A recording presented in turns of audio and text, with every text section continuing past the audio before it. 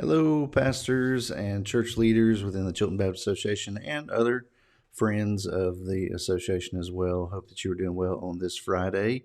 This is your 5 things to know for Friday, March 8th. And so some of this will actually be old news, stuff that kind of broke, I guess, if you will, right after last week when I sent out this information to you. And so some of this is big stuff, exciting stuff. At least I think it's exciting. And so I want to run through the 5 links that I've prepared for you this week. And again, I hope this is helpful to you. I by no means want to overwhelm you with a bunch of information or anything. But I try to think sometimes about what would I appreciate if I were in pastoral ministry, what would benefit me, what would add value to my ministry, and I know it's busy. You're busy, I'm busy, but I thought, man, it might be helpful if somebody was kind of sending me a link of some links of stuff from the news of the SBC and what's going on in the Baptist world and beyond that. Just sending me any helpful resources that they have found in the past week and sharing those with me. So anyway, you might not find these helpful. Some of you may, hopefully so. Let me know. Give me feedback on this if you're finding this to be beneficial to your ministry. So the first link for today is one this was big news this past week, and you can see there it actually came out on Friday, March 1st, I think it was. And Jeff Iorg has been nominated to lead the SBC Executive Committee. And this has been a long search. Our own friend and colleague, Neil Hughes, here in Alabama, and the Director of Mission for the Montgomery Baptist Association, was the leader of the search team for this. And so we're grateful for their hard work and their diligence.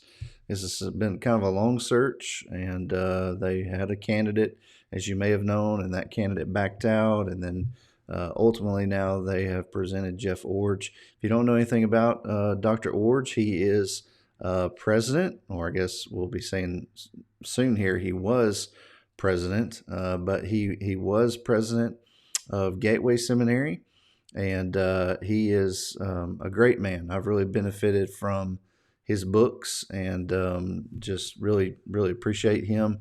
He's led Gateway through kind of a difficult season, you might say, and they really have seen God do some great things at the seminary. They've been through a renaming and a relocation and a lot of other things. So he's a man who's very familiar with leading through change and leading through challenging times. He's also someone that I've noticed is respected pretty widely by all the different kind of camps and segments of the SBC. Sometimes you hear people say the SBC is a big tent, right? And a big tent means there's a lot of diversity, even though there's some, core things we hold together. There's a lot of diversity in our convention, but he seems to be very well respected by people across the board. And so I think this is really good news for Southern Baptist Convention, and I'm excited to see Dr. Iorg step into this role. If he's approved and voted on by the executive committee, they have to vote on him, but no indication that it won't go through and he won't be the one selected to lead the SBC executive committee. If you're not that familiar with this, just as an aside, what's the difference between the president of the SBC and the president or CEO of the SBC Executive Committee? I've had to kind of help a few people understand this. The president of the Southern Baptist Convention is elected by the messengers at the convention, and that happens each year. And typically the president serves a 1-year term and then runs for a second-year term unchallenged. That's a tradition. It's not in writing that it has to be that way, but traditionally they're allowed to run a second term unopposed and are given another year. So typically 2 years. And but the president of the executive committee is a role that continues until that person retires, resigns, or is terminated from the position. And the executive committee functions to do the will of the messengers at the annual meeting ad interim between the annual meetings. Technically, the Southern Baptist Convention only exists for the days of its annual meeting. So I know I've probably lost most of y'all right there. So forgive me for getting denominationally nerdy there for a second. But anyway, that's the difference. And so the president of the SBC Executive Committee is somebody who's very influential. It's an influential position within the convention. And I'm excited to see Dr. Iorg step into this role in our convention. The next link that I sent to you is the Shepherd's House, information about the Shepherd's House. This is from the ministry Practical Shepherding. I've benefited greatly from some of their resources at Practical Shepherding. I've been a part of one of their cohorts in the past for pastors, and the Shepherd's House is a ministry that they have started, and it is basically a place, if you're looking for a place to go and get away with you and your wife and your family, and then this looks like a great option. They're spread out in different places, and there are people that just support financially this ministry, and so I believe it's free for up to 2 nights, but you have to check on that. This website will give you more information about where they're located. They've got it nearest to us. It looks like right now is probably this one in Taylorsville, Kentucky, might be the nearest one to us. But they've got them all over the place. Some coming up here soon in Houston. Got one in Big Fork, Montana, Oxford, England. So this is an awesome ministry. If this doesn't quite look appealing to you, let me know.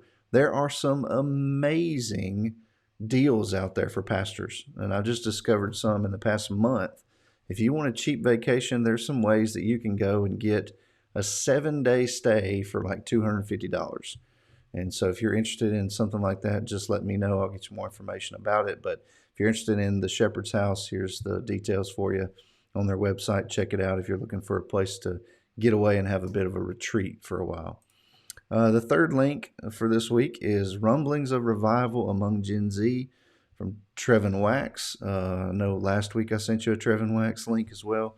I promise I'm not trying to be a Trevin Wax fanboy here and send you a bunch of his stuff every week, but the reason this stuck out to me is because in 3 different things this week, a podcast and a couple different articles, I heard people referencing this stirring, it seems, among younger generations, basically the 25 and under crowd, roughly.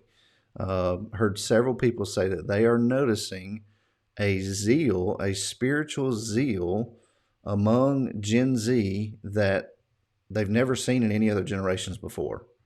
And so that's exciting. So anyway, this is just some thoughts from Trevin Wax on this event, kind of what's going on, what's happening among Gen Z, something to think about. Man, what an opportunity if we can leverage this excitement that Gen Z has and disciple them and pour into them and invest in them. Man, this could be a huge turning point spiritually, right, in our nation and beyond. So the next link is from Carey Nieuwhof, and this is some unique advantages small churches have in a rapidly changing culture. I appreciated this article from Carey Nieuwhof. He tends to be, kind of a lot of mega church guys like Carey Nieuwhof and his stuff. And obviously most churches are not mega churches. We don't have any church in our association that would qualify as a mega church. There's actually very few within the state of Alabama that would qualify as a mega church, right? We're mostly what I like to call, and I don't like the term small church in this article. I like the term normative size church, right? Because if you're a church of under 100 people, then that's normal. That's not abnormal. That's normal. Matter of fact, the number is even smaller than 100 for the norm. So the overwhelming majority of Southern Baptist churches are under 75 people. So, and I hear it sometimes, and I've said it before in the past, oh, we're just a small church. But that's not really a great way to think about it. There's some unique advantages that your church can have as a normative sized congregation. There's some things that you can do that a larger church cannot do. And so think about it in that light, not the disadvantages you might feel like you have, but what advantages do you have and how can you leverage those? So I appreciated this article from Carrie Newhoff. I wanted to send it to you to kind of think about it in terms of that in your ministry. The last link that I sent to you for this week, link number 5, is just kind of an FYI and also to get your feedback, hopefully, on some things. We are building out tools and resources. We want to serve the churches of the association. And so we are developing, it's in process right now, developing an online training portal here through a company called Pathright, and want to provide online training opportunities for churches.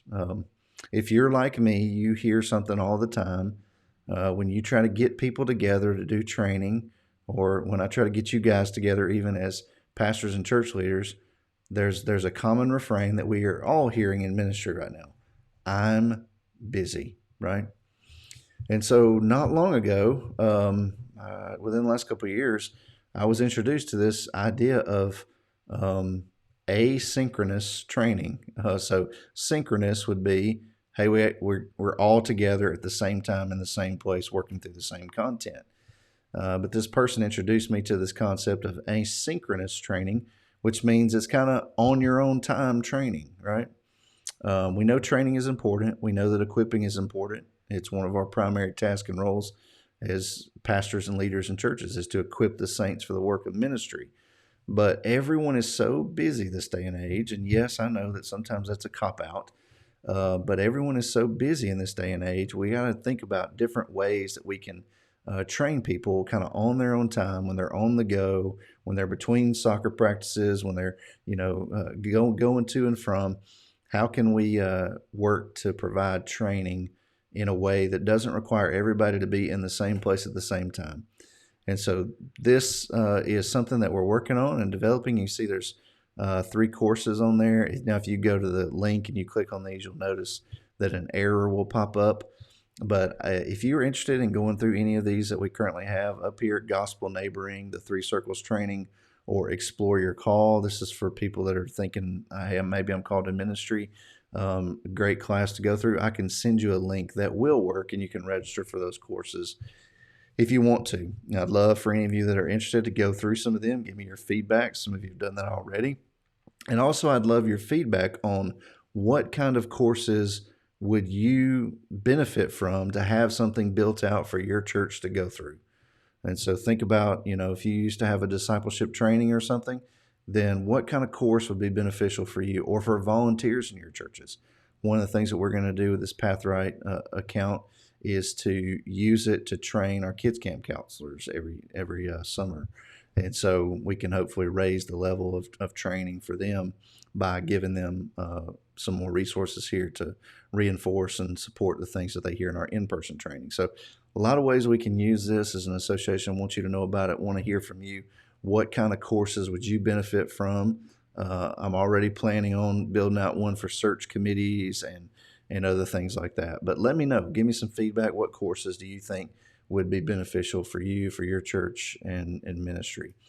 Well, that is it for this week for 5 Things to Know. Thank you, as always, and appreciate you. Hope that you have a good weekend, a good Lord's Day with your church family this Sunday. God bless you.